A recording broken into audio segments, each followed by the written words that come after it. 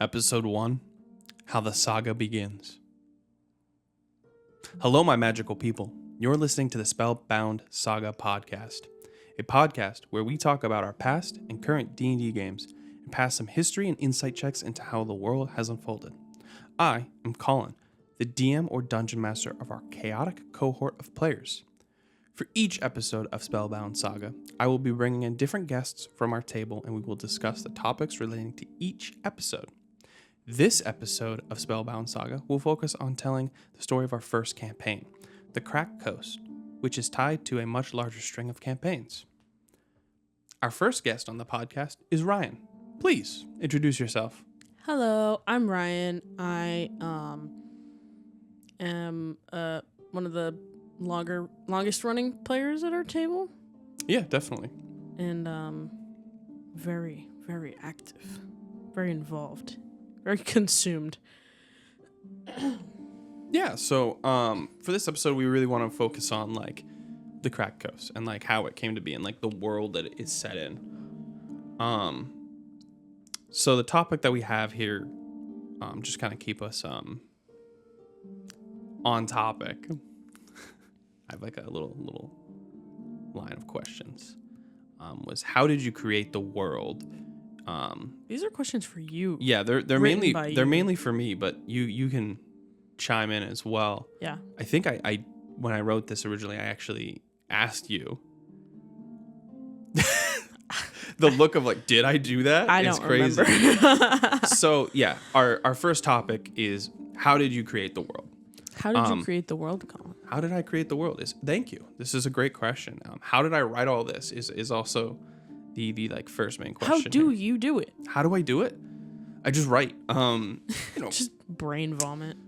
How did I write all this? Because now we're so far down the hole of the story. Is this campaign 4? We're on campaign 4, but we're going to talk about 1. No, I know, but so right now, it's 4 campaigns deep. And I've changed the structure of how it is done multiple times now. Yeah. But so, in regards to how I wrote all of this, the Cracked Coast started with an idea. Mm-hmm. I wanted to use Tarask. Yeah. But I wanted everybody to be low-level characters. So how did I do that? Was the main like how do only level 5 characters beat something that a level 20 characters would struggle with. And I sat for a bit and just wrote some like potential like outlets of why it could be the way it was. And the Tarask is like a weaker version of a normal Tarask. So we I just wrote and came up with these ideas just loosely and then combined them all to make this very in-depth narrative and world. I feel like we should point out that all the campaigns that we will talk about and up until a point are homebrew. Everything that we talk about is homebrew. Everything comes out of Colin's noggin. Yep, I write all of it. Brain juice flowing onto the table, and everybody swims in it. That's nice. Yeah, that's a great. Is it allegory? Is that the term? I don't know. I'm not an English teacher. I just write everything. So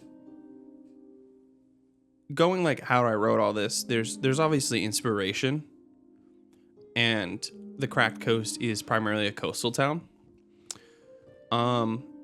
So how I built it from there was I came up with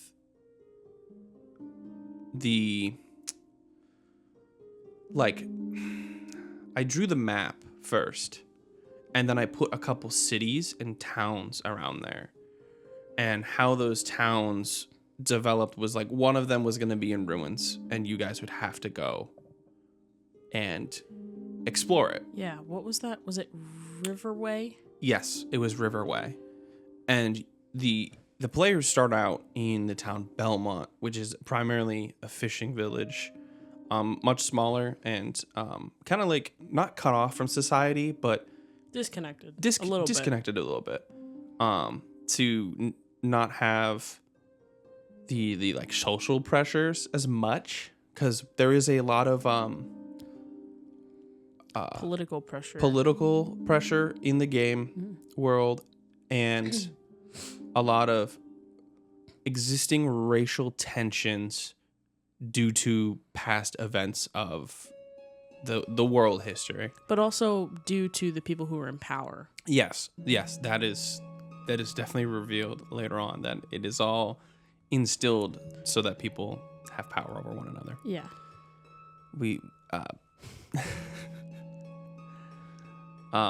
It's gonna be so hard to not talk about the other stuff. Yes. Because this was so long ago, and I think just starting from the beginning of that, the players,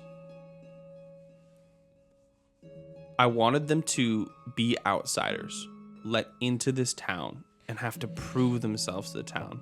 we did. And it would give them a way of being good or evil, or somewhere in between.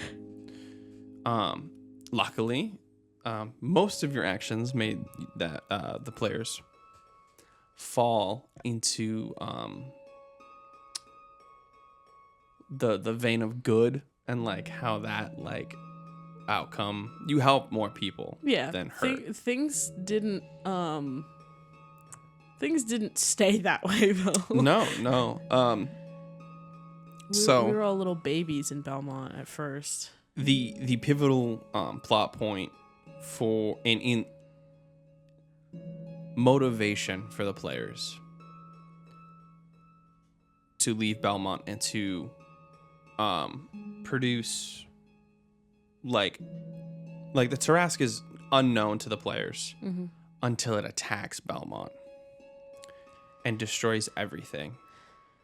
And in that, there's like a timer that was created, and you all had I forgot about this. Had a timer to save people.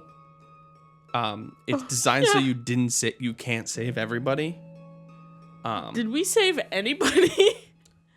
Yes, we saved four people technically. 5. Well, it was Claire. Yep. The girl from the stables. Yeah. No. Yeah. No. No, you're right. The teacher. You saved the teacher and the kids, which was like one pairing. Yeah. You saved Asteer Lamberg of the Silverling Gold Market. Asteer and his work slave. What was her name? I think it was Helena. Helena, you're right. And then guy named his name becomes Blue if you don't save his husband. Right, but he was one of the people that took you into the bar. Yes, I don't remember what his name was though. So like context, the players are brought into this bar. Where's my notes? And the bar like gives them, a place to sleep, but they're like, you need to help around the bar and you need to help the town.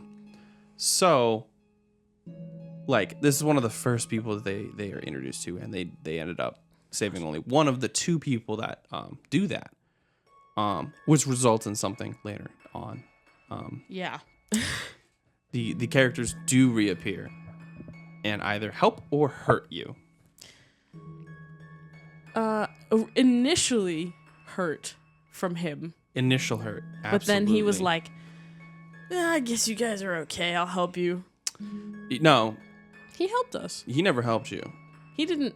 Yeah, he did. No, he never did. You had to help him. Oh, that's right. Because he was gonna technically commit like a huge act of terrorism. You kind of stopped them from doing that. Oh, no. So I don't remember that.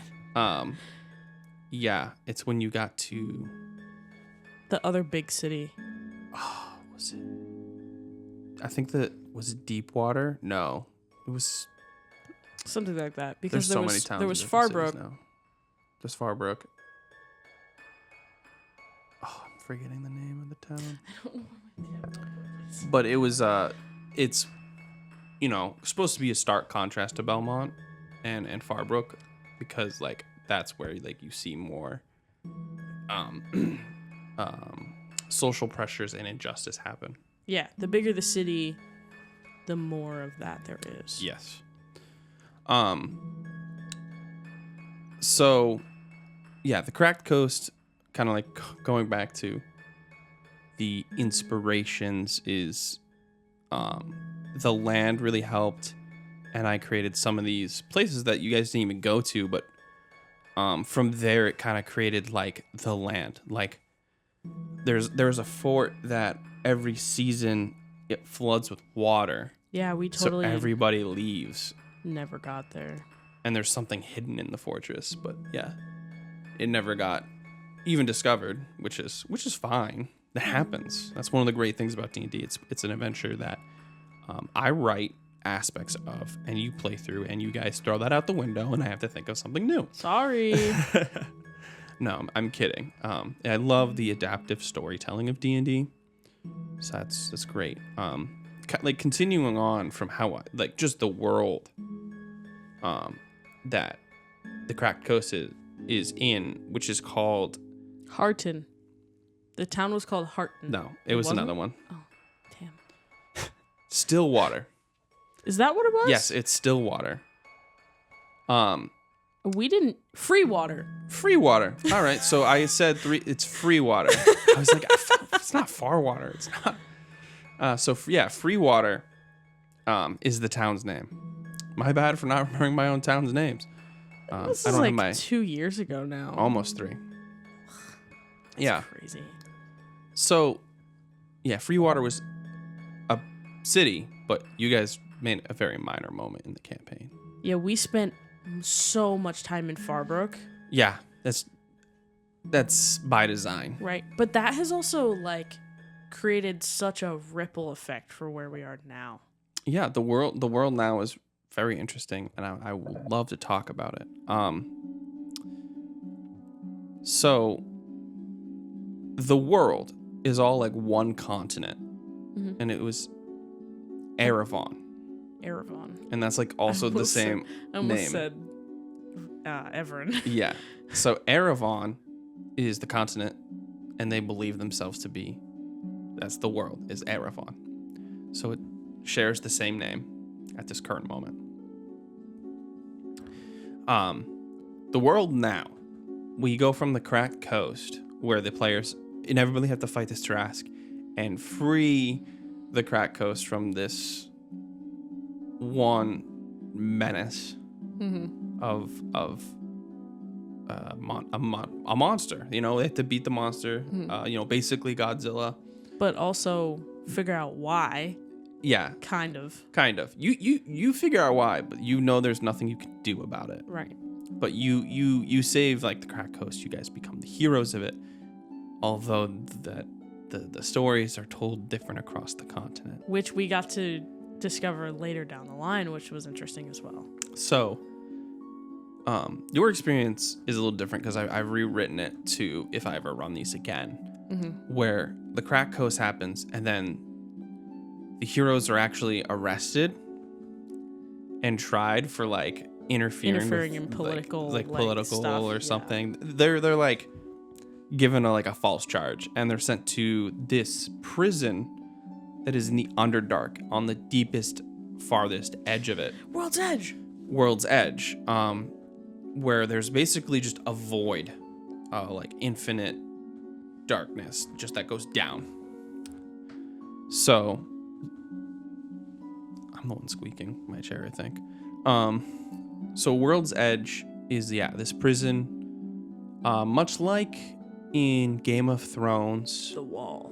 Or in Dragon Age, the like Deep Road Darkspawn hunters that are present in that.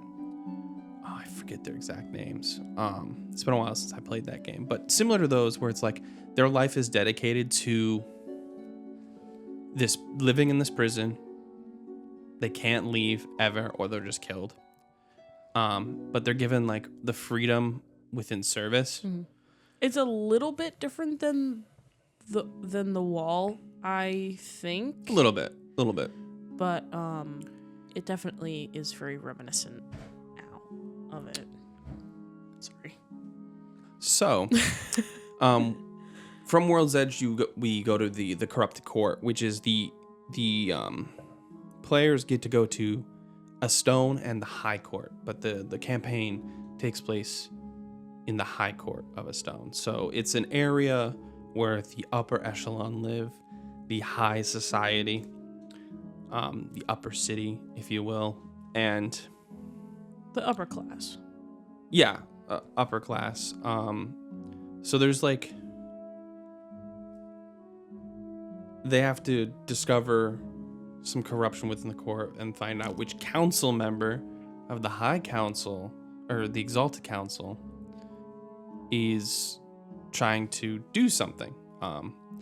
Because at the end of World's Edge, they're bought by the benefactor.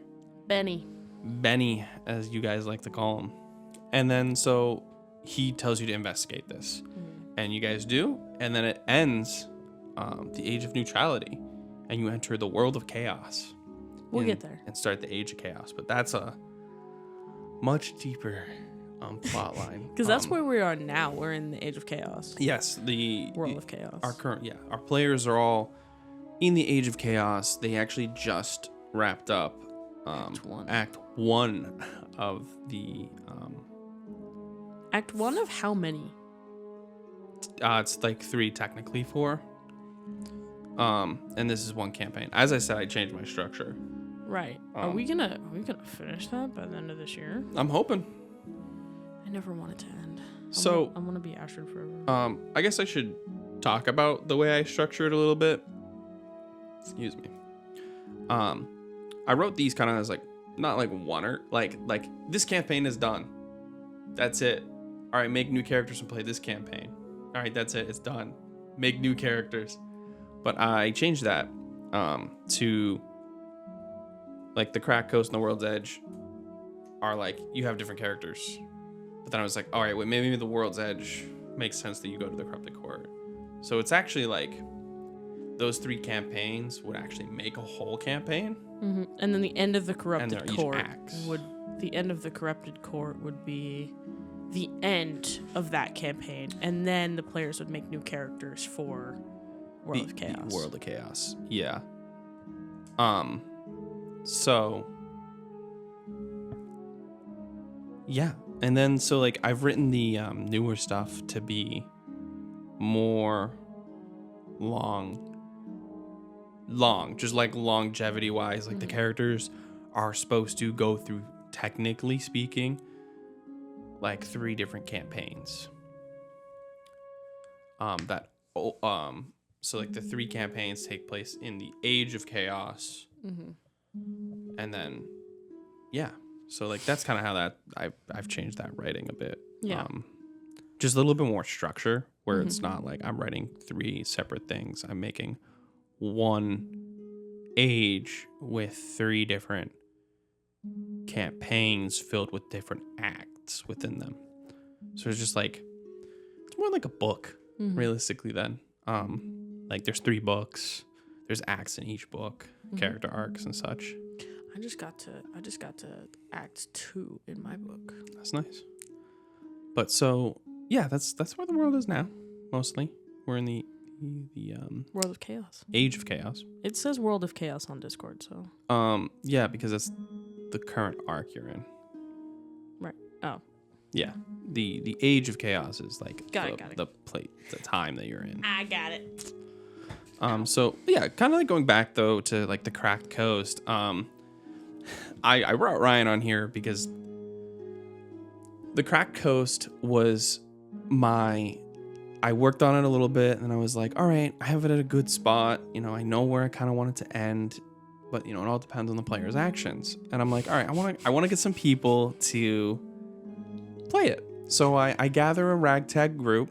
Ryan is my girlfriend. Yeah. So It didn't take much convincing. Was like, do you want to play D&D? And you were like, yes, because we had tried to play it before, but the group kind of fell apart in our freshman year of college.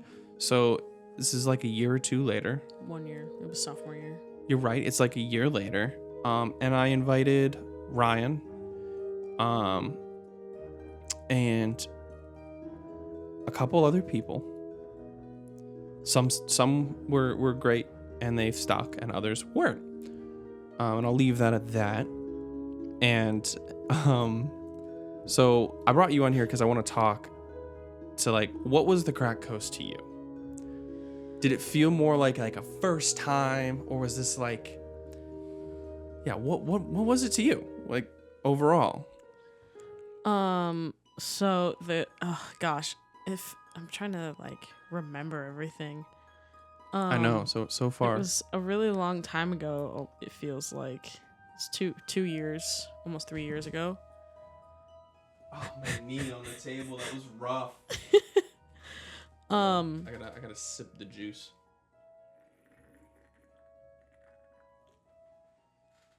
You did not have to sip it like that. These mics are crazy. But so the Cracked Coast for me was my first actual like D&D campaign that I've ever played. Yeah. And it was a very interesting learning experience. It was good. It was a good learning experience, but there was a lot of things that happened that I was like, oh, this is kind of cool. But then I was like, oh, this kind of sucks.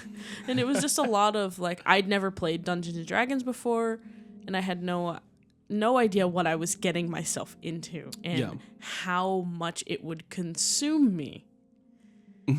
Yep. And just, like, in every aspect of my life. In good ways and in bad ways. My first character... If you want me to talk about her. You can talk about because my following question to this was like, what was your character? Because I just want like baseline stuff though for you. Okay. Fine. Okay. Because spoilers, I think next episode I'm actually like talking very in depth about one character. Is it serious? I think so. I think that was. Why can't we talk in depth about Lilith? We can. A little bit. Okay. So, hold on. No, tell me. Who was your character? What actually, it says what was your character? So, like, give me what was my character? Give me like the class. I played a bard. A bard what? A bard satyr. A satyr bard. I did not know how to play a bard. I have very You have changed. Retconned 2 of the 3 races of the players from that campaign are no longer allowed to be played in our campaigns. Yes. But there's good reason. Right. There's a reason I let you guys play it because it's like more common. Right. Especially in the time. But yeah, satyrs. But they were very uncommon at the same time. Right. Yeah. Yeah, I played a satyr, and her name was Lilith. Lilith of Mistfall Valley. That's what I called her initially. But she just was Lilith. Yeah. Forever. Yeah. I wanted people to call her Lily, but no one ever called her that. It was always Lilith. And it just stuck, so. Yeah. But, Oh. Okay. I was gonna say, I played a bard, but didn't know how the bard was supposed to work, so it wasn't right. I didn't know how it worked, and I did not play her very well. I feel like I'm learning now though. You really, like, when starting to play, you need to play a little bit, and then when you're like, oh, okay, I think I understand how the DM plays, but also how the game starts to function more. You like sit down and really read your abilities. I have to stress that so much. No. Please read your character sheet. Please. Players. For the love of God. Read your character sheets. It will not only help the DM. But it'll help you. No, it'll really help you because the DM's not going to fact check you. Doesn't have most likely won't have your character sheet printed out next to him. Maybe. They have like 8 other things they're looking at. So if they also look at your character sheets, well, you might as well be paying them. Right. It's your job as the player of your character to keep track of the things that you have, the abilities and the spells and the things that you have. Because It's no one else's responsibility to know what, like, that you have second story work and you find out after like 8 sessions. Or I forget the warlock ability, but instead of dropping to 0 hit points, going to 1 and living. Oh, Dark One's Blessing? Yeah. Yeah. I know that because of no, Dark One's Blessing is the temp hit points. Yes. I forget what it's called. I forgot what. Yeah. It might be subclass specific. I don't know all the character stuff. I know a handful that I've played and that I've looked at since they've come through. But you people and playing you know as the kind of some of the stuff of what we play as well. We all have played throughout all of these campaigns such vastly different things. Like in the first campaign we had a bard, which was me. We had a druid, cleric, a sorcerer, warlock. Just sorcerer, I think. Oh, it was just a sorcerer and a cleric. Maybe a 1 level or 2 in warlock. I don't remember. But but we started at level 1, didn't we? Yes, you started from level 1 up to level 5. Up to level 5. And that, so we didn't it was interesting starting from that low and working our way up. Yeah. Because we were in that campaign setting, it made sense for us to start that low. And I can see why you would want to, why you have rewritten everything to, if you are to play it again. Because you start from the dirt. Yeah, you come coast. from a refugee camp. Yep. And then you, by the end of it, are in the high court, and people, you're like, excuse me, wheeling and dealing. Mm-hmm. And people know who you are. Oh, and know what you've done, whether they look up or down on you is a different, it is dependent on who the people are and what you guys have done. So going on to my next question. Yeah, sorry. So yeah, that's Lilith.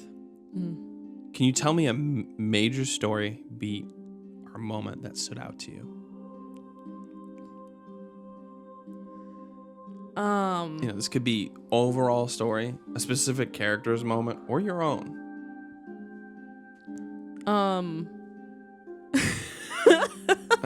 Hard question, huh? Yeah. I'm trying to think.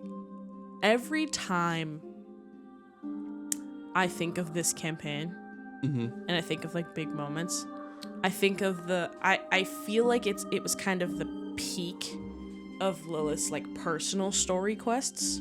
Yeah. Where she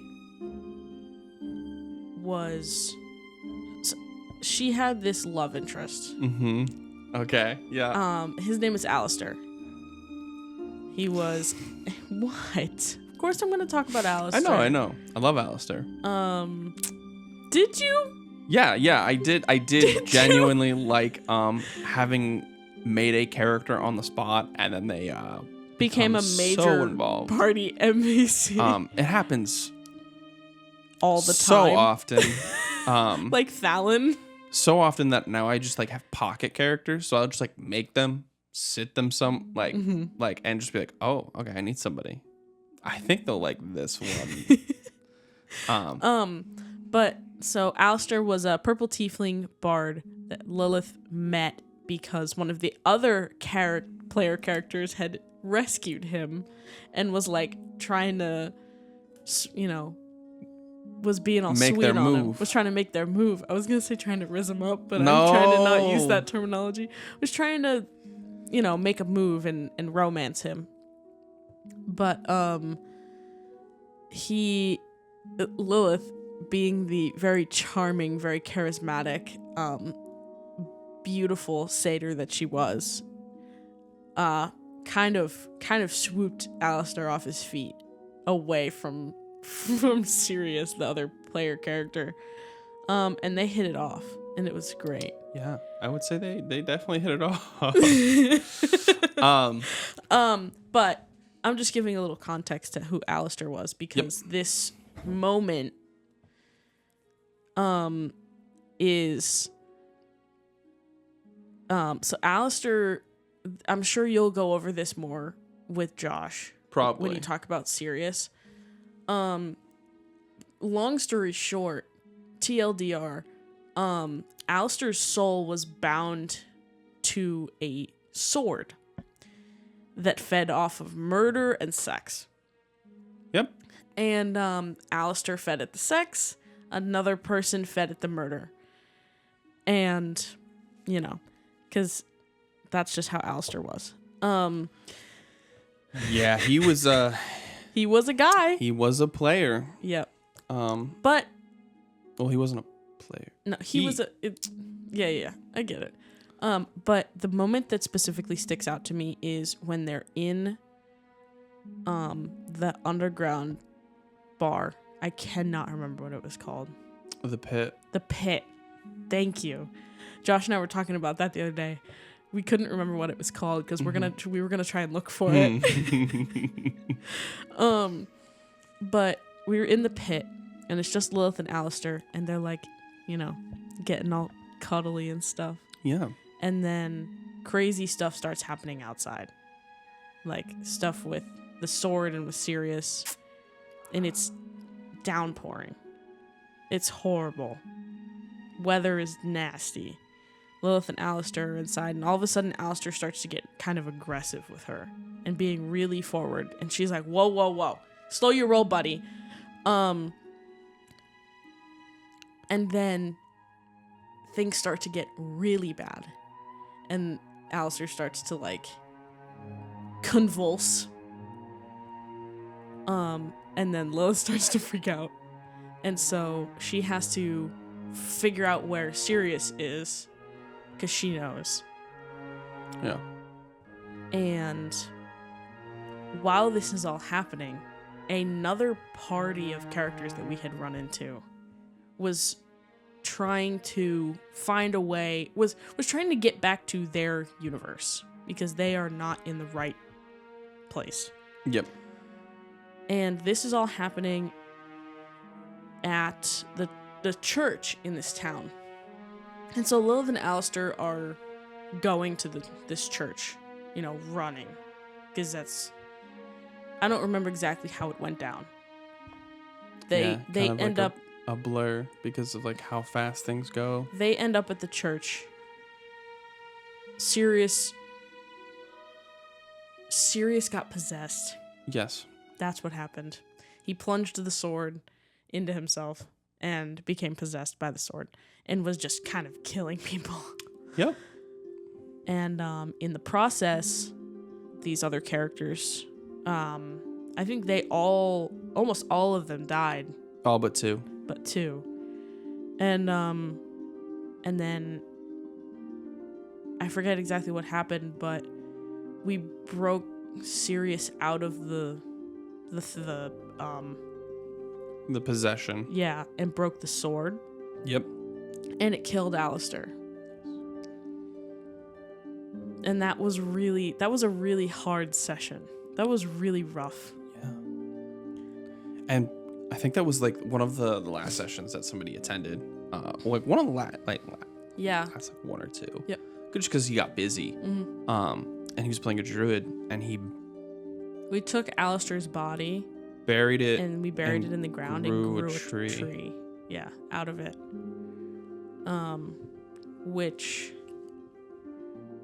it became like this kind of focal point of the town eventually.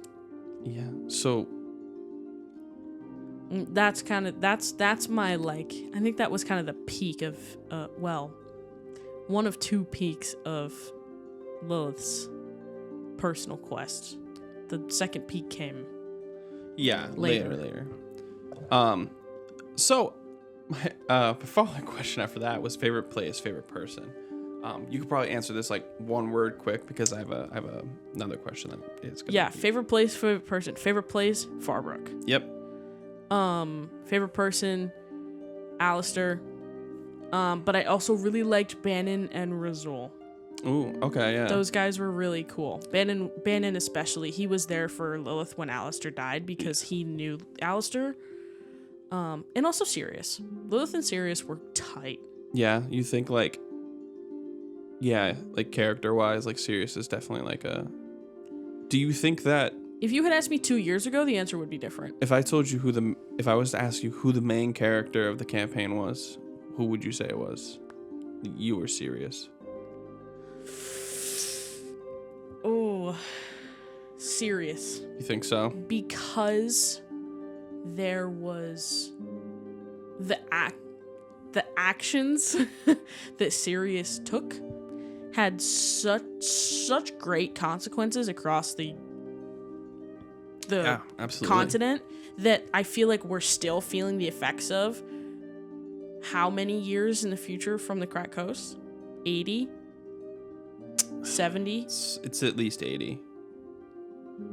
Yeah, like 80. Right. 85. Because it's like 75 because 70 years from the end of... So 75 years from roughly. I'd say 80. But 80 years in the future, we're still feeling the consequences of Sirius's actions. Yeah, it's crazy. But this is like proceeding into like my next question. Mm-hmm. My next prodding one. Yeah.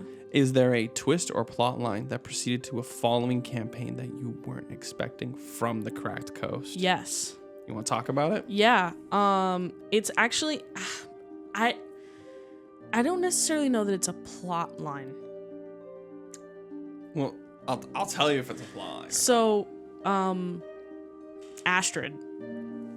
Yes, that's a plot line. Astrid and Far Reach. Far Reach. And the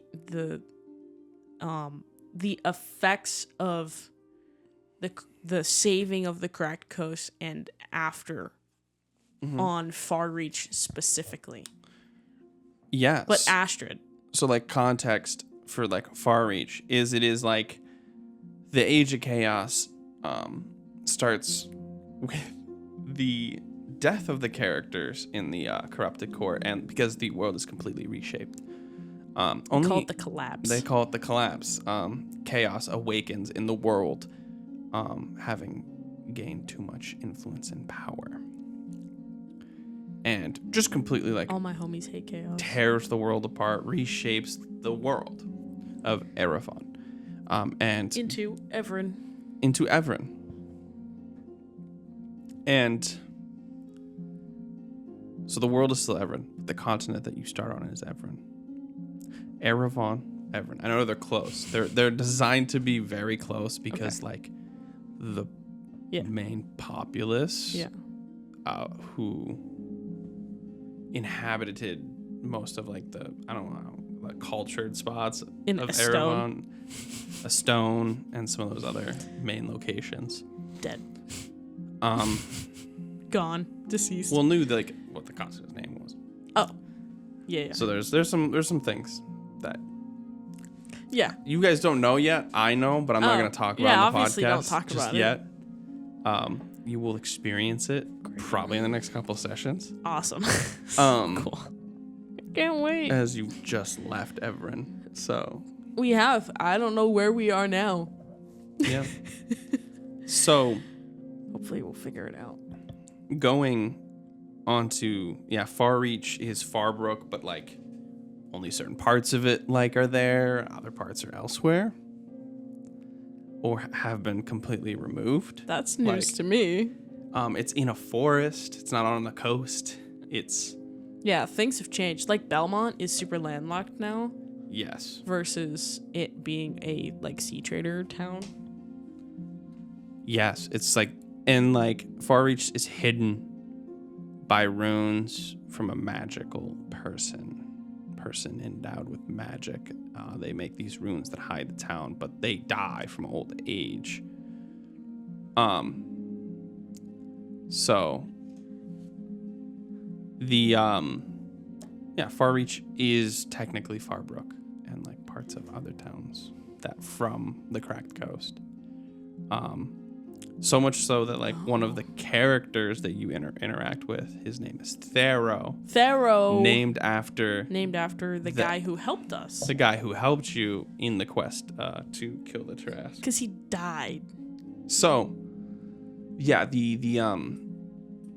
then the Astrid is a byproduct of Lilith and Alistair, and she lives through the collapse. That she does. And you play as her. Yeah, I'm playing as Astrid now, which has been a really cool experience. Yeah. And I loved Lilith. I have a special place in my heart for Lilith being my first character and everything. And my second character, who is not related to either of them. Yeah. But I love Eden on such a different level. But Astrid is my character. Like, you have your character, you have Thover. Yes. Astrid is my Thover. For context, Thover is my main Your deity. He's legacy my character. first character, and I didn't get to play with him much, but had such an impact when I played it with him that it just I use him all the time still for D&D, putting him in as side quests or little Easter eggs. Yeah, There's, his byproduct has become a pretty important part in our campaign right now. So yeah, I don't know if I want to talk about that on this episode, because if we want, we could do a whole episode on that. We can unpack him. That just sounds like you talking to yourself. You guys can come up with the questions. I don't have to. Yeah. So We'll have to get more microphones. Yeah. Or learn how to share. No. So, what is the craziest twist that has happened in the campaigns across the board? Across the board? Yeah, give me one, so that we can give a little. Oh my god! A little bit more of this history. Of our games that we've already done. I don't know. So my immediate answers are player things, player character things that have just recently happened. I would say think more within the narrative structure. What's the thing that stands out? You're where you all were holy shit. Oh god. It's funny because I don't think I censored any other one. No, I don't think you did. It's so hard because my brain is flooded with the stuff from the most recent campaign that we're playing right now. So, what about World's Edge? World's Edge. Because we go, or even in the Cracked Coast. Think of those two. I could throw out a couple names that might of characters that you might be oh yeah. The Romeo was one that personally stuck out to me because you told me something about him that has stuck with me. Talk about it. So we never really talked to Romeo. Yeah, only one character did, and they didn't even It wasn't even that much. But being the DM's girlfriend, I get a little I get a lot of background when it's not accessible. Finally. Yeah. Well, he tells me a lot. But there was one thing that you told me after we had left World's Edge. We were already in the corrupted court.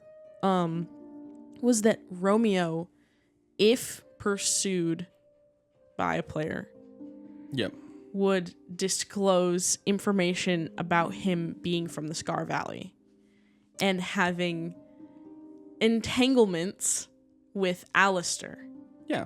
And that is something that has always stuck with me, that I've always wanted to know more about, because we don't know a lot about the Scar Valley at all. So the only thing that is typically known about the Scar Valley is that, oh, you're putting it together. That's crazy. That's really funny watching that happen right now. It is a desert oh my valley. Fucking god. A lot of things just go out to die there. There's only one city, and it's really outlaws. I forget what it's called. It was called Gemlight. Gemlight. Yes. Yeah, Gemlight. And there's a little mini like adventure campaign that could happen there, but it didn't. For Is that where we are? I don't know. Maybe you'll find out. So Oh my god, the Scar Valley is a desert, like deep valleys. It's actually the only way to one of the only ways to get to like the Underdark. It's the most common entrance to get to where the Drow cities are, and so Scar Valley, a lot of tieflings get sent there. They go there in hopes to create a community and not be chastised or receive like hate crimes against them.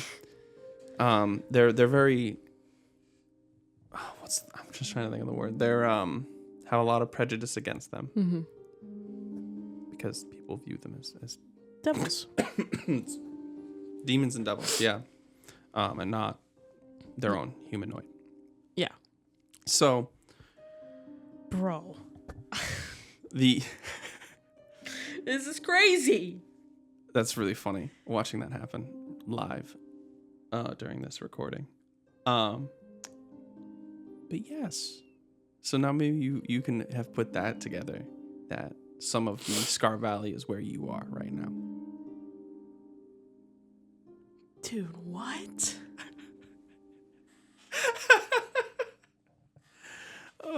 Yeah, so and Romeo was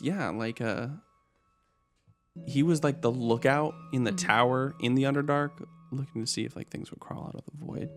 He was a fully romanceable character too as well. Fully romanceable. He has actually one of like I think the cutest little final romance moments when you guys get back to the city. He invites you up for a picnic on top of the tower. But I remember we all thought that one of our other players was romancing him. mischance.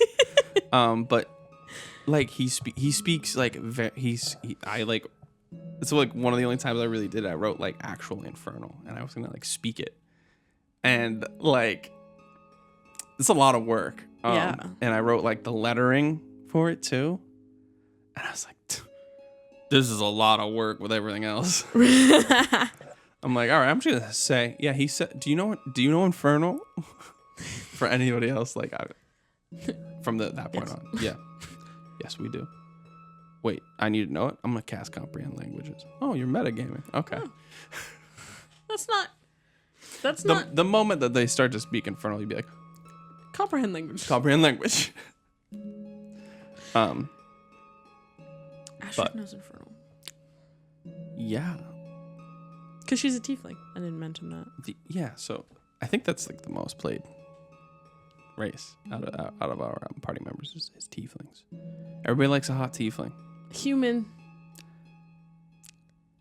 I'm not going to count that. We've had a lot of humans. We have had a lot of humans. It's definitely like human and tieflings.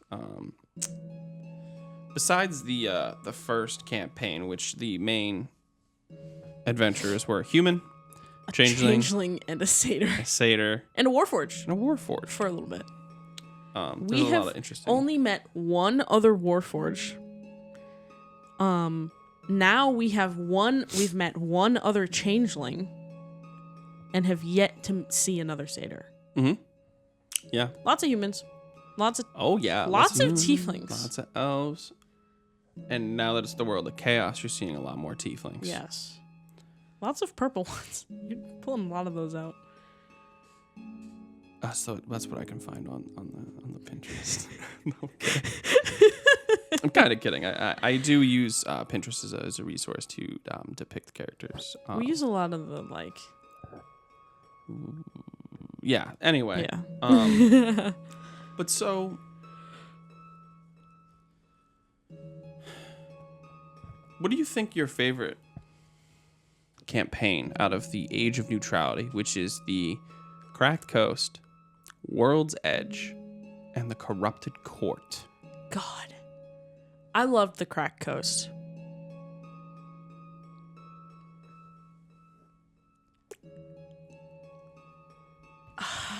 This is hard because it's hard for me to put them, because for me, I put the Cracked Coast and the campaign we're in now with each other, right?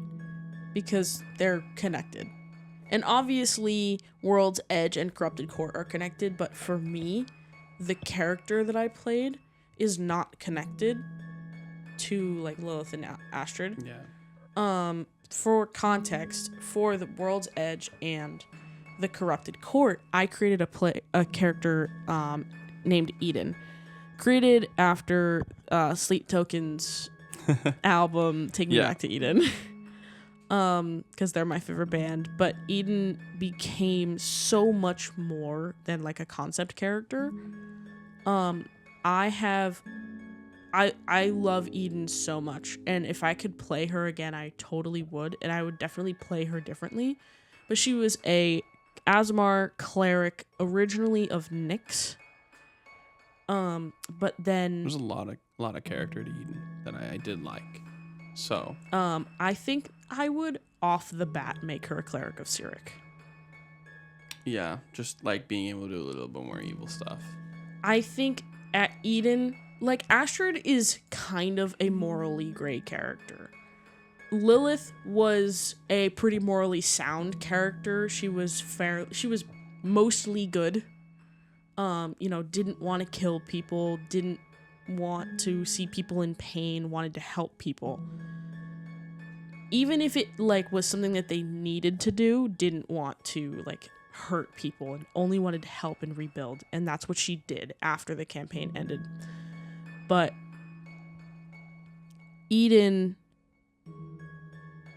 I wanted her to be less morally sound, and I think being a cleric got in the way of Nyx, got in the way of that. Because once she was a cleric of Cyric, I feel like I really got to like dig my feet in and play her the way that I had originally wanted to. Yeah. But it happened so late. It happened late, and everybody had a bad experience with other followers of Cyric. Yeah. So people were like, what the fuck are you doing? Yeah. Well, actually, there was only one person who had a problem with it. Yeah. Like, really had a problem with it. And others were like, will you be able to keep yourself in check? You're like, yeah, I can. And I did. And you did. For the most part. For the most part. It's really funny. I'm looking at my my notes here. And I don't know why I ordered it this way, but I have a whole reference info here for what the Cracked Coast is. Oh. So I want to just give kind of like to... I didn't even get to... You didn't give an answer. You didn't give an answer? No. Dude, I thought like what you said was... I was giving context. So much context. It's the first episode. You're right. And that's why I'm going to end the episode. Not here, but I'm going to end it with the, this is what the Cracked Coast was. Because our second episode is going to be with, Josh. Yes, Josh, also known as Sirius. Mm-hmm. And we, are going to talk about the first character. Because Josh made his character first. Mm-hmm. And, that was, and it's like, it was like his first time playing. And all of that. We're going to talk about that with him. But it's hard for me to pick a favorite because there's so much of the Cracked Coast that I loved. Yeah. All of the towns and the people and everything. But I fell in love so much more with Eden and with my character in World's Edge and the Corrupted Court than in the Cracked Coast. And I'm just like, it's hard for me to pick. No, that's fair. Like, for one, Lilith got only one campaign. Yeah. Eden got two. Astrid's going to have more. You're going to like Astrid more, I feel like. Astrid is by far my favorite character that I've played. And that's the answer. Well, no, you asked of Age of Neutrality. Yeah. So that's why I was having a... You didn't ask me what my favorite character was. You asked me what my favorite campaign was. Yeah, I did. I asked I think for you... World's Edge. World's Edge? Yes. Eden's actual love interest is there. Yes, but also there was so much development for Eden because of where we ended up. Yeah, and so much explanation. there's a lot of like, well, obviously a lot of D&D is a lot of lore, either, just like in D&D or anything homebrew. There's gotta be this like foundation of knowledge across these different aspects. I miss Eden. Yeah. I like genuinely miss playing Eden so much. Like I won't get crazy into it because we're gonna have a few episodes talking about World's Edge because it's. Oh yeah. I mean, like we ran this for a while, but oh my god, I'm so burpy. Bro's dying. I'm dying. Yeah, we played it for almost a full year. Crack Coast. But it was not as much happened. No. I think the world settings and the NPCs in Cracked Coast were immaculate. And like I can see Farbrook.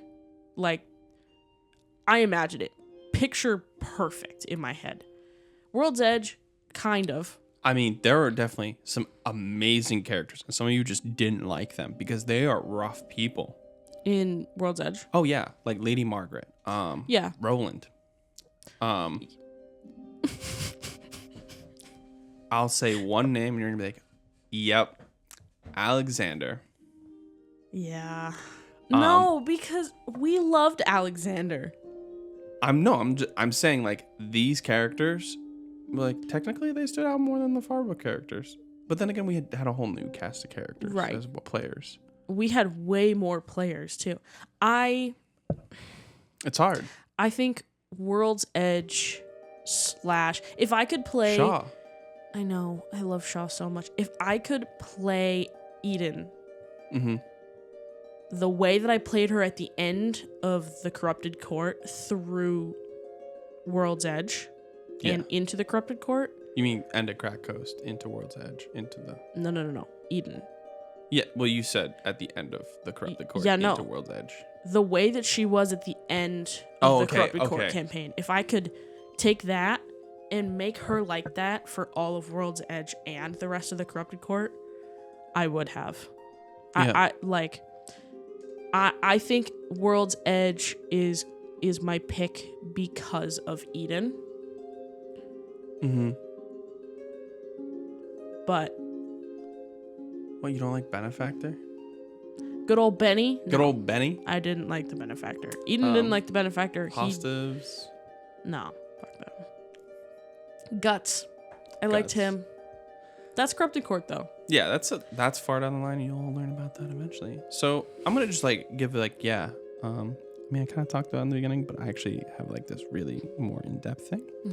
So like this is our reference info for what is the Cracked Coast. The Cracked Coast is a popular and up-and-coming coastal region of the continent of Erevan. The coast houses a few towns, 2 cities, and a mage tower. The mage towers were important and nobody ever went to them. The story synopsis is that the Cracked Coast is overseen by the Lord of Harton, a human which is very unusual. This is because elves have placed themselves at the top and used that status to bury and belittle some races, creating extreme prejudice and varying levels of racial violence. Races such as half-elves and ones originating from the Fae have garnered much violence towards them, as well as tieflings. The coast has begun experiencing earthquakes, one such earthquake allegedly destroying the town of Riverway. Each of the players were present and were knocked unconscious. They were brought to Belmont with other refugees, but were the only ones let into the town by the local barkeep. The players must then appeal to the town to let them stay, and maybe even help the refugees come into the town as well. After doing tasks and proving their worth to the town, an earthquake similarly wakes the players from their rest one morning. On the horizon of the ocean, the players see the Trask. The Trask attacks, destroys Belmont, and killing all unable to be saved. The players meet outside the town, making their way to the neighboring town of Farbrook for aid in defending the coast against such a creature. On the road, players run into obstacles but inevitably make it to Farbrook, and their tale is met with suspicion and rejection. They shortly meet with an elven man named Thero, who has been searching for survivors of both the attacks on Riverway and Belmont. Thero reveals that he knows that the Trask was forced to awaken to cause chaos across the continent so that the elven mages and ones within the Exalted Council could continue a much larger evil plot at hand. The players also go to Freewater to dismantle an organization of elven purists, killing half-elves and their supporters. The players gain favor in Farbrook and set off to Riverway and find evidence of the Tarrasque's existence. The players return to Farbrook and gain the aid of the town and their elite force known as the Condors. Waiting in force for a few days, the players get word that Freewater is under siege from the Tarrasque. Thero uses illegal magic, opening a portal, and brings the players to the battlefield, fighting the Tarrasque. Fighting the Tarrasque, they lose allies and nearly perish themselves until a red lightning bolt shoots out from the sky. Thero used a spell that killed him in the process to help slay the Tarrasque. The players are victorious, and the coast is safe. So yeah, that's like the whole synopsis right there of the entire story. That really probably brought you back. Yeah, it did. I forgot about the Elven Purist thing. Yeah. Mm-hmm. That's a big stretch. That was a big stretch. Big stretch. One thing that I love about the Cracked Coast is all the stuff that we did and the places we went to. Yeah. Coming back now. Yes. Like the Hot Springs and Belmont and Farbrook. Yeah, and all those are like minor. Well, I mean Farbrook. They were minor but like things. they're a minor thing. Like the springs. Mm-hmm. You might think that is from that world or like that aspect or that it could have been, right? Mm-hmm. From the Cracked Coast, but like shifted into this new area in Evren. But like you don't know that for sure. Right. But it just is like it feels it. Yeah. Like as you coming back, you're like there's like a sense of like is this nostalgia? Right. Like but obviously you're in your character like you're like, oh, this is cool. This place is new. so cool. But you as the player, you're like, dude. Like, oh, this is where Astrid was conceived. Yes. But it's like Farbrook, Farreach specifically. There's so many things in the town that I'm like the tree. Yep. Coming into Farreach as Astrid for the first time and Colin describing how giant this tree has become and how it has become a pinnacle, like centerpiece of the town and a symbol of hope and strength through this world of chaos was so like made me bawl my eyes out. It was so powerful. And then like the far side was a shop. And I won't talk about it because I know you'll talk about it with Josh. I mean, I mean, like there are places like the pit that I really want to try to find out where like the remnants of it are. Because it was this whole underground secret society. Pretty much. It was like this, this civilization and this community of people who were outcasts. It was tieflings and half-elves and orcs and drow, and it's just amazingly colorful and diverse and vibrant environment. There was a fighting ring, and there's the bar and Razul and brothel, his whatever the hell that was. His hustle, that's his for hustle. sure. I liked Razul, and I think that he had an impact on Astrid, even for how small of a part he had in her life, because he was a tiefling, and I feel like her, even as a small child, being so proud of who she was and being a tiefling affected him. But it just, there's so many things and so many people, and hearing stories of hearing people, NPCs talk about this, the heroes, the saviors of the Cracked Coast, is hearing them talk about like the actual saviors, but then like the false saviors as well now. Because Astrid knows about the false saviors type thing, but she knows what her mother and father and Sirius did. Yeah. for the Crack Coast, and it's like Vetra. Vetra is such a big thing right now, and I love Vetra. Like, we did talk about Vetra briefly, and I think I'm gonna talk a lot about Vetra next episode with Josh. But I have playing as Vetra as an NPC. I think that Vetra is getting to be like one of my favorite NPCs. really, Yeah. I would love to do an episode that is just talking about the current campaign. Oh yeah, we'll get there for sure. I would love to have all of us on to do that. Yeah, well, I'm gonna try to bring most of us because again it'll get chaotic. But you could have 3 of us on. I think that yeah, maybe we'll see.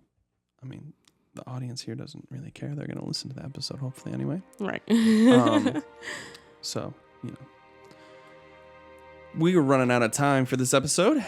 But I want to thank you, all the listeners of Spellbound Saga podcast here. You are my magical people.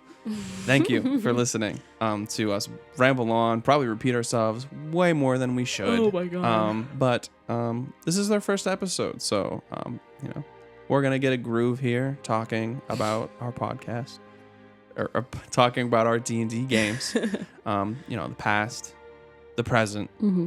And maybe the future even. Who knows? Maybe. And who knows? I don't want any spoilers. Maybe we'll even maybe do a session. Do some type of session like this.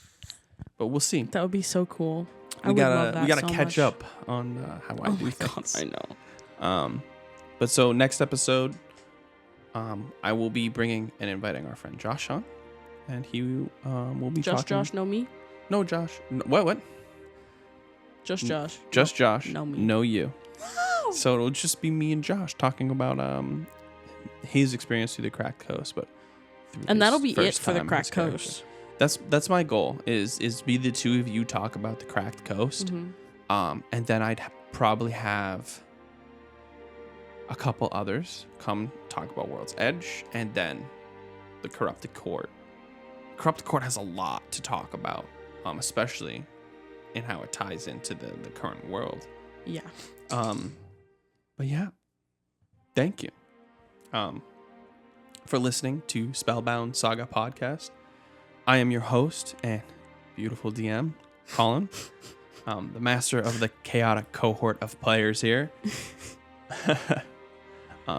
Thank you for listening, and please tune into our next episode. Thank you for listening. Yeah.